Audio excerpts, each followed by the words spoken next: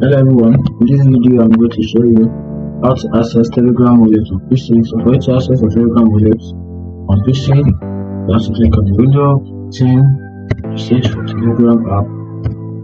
PC, get Telegram app on PC, then open it. So open it, you should have something like this.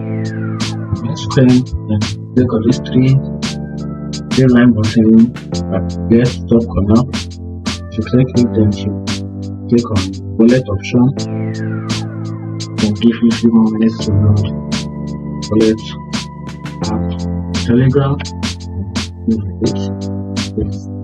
Wallet app on Telegram and see video and zero balance.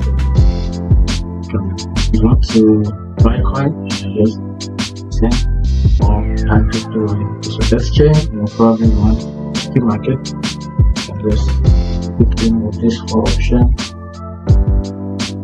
That's very helpful.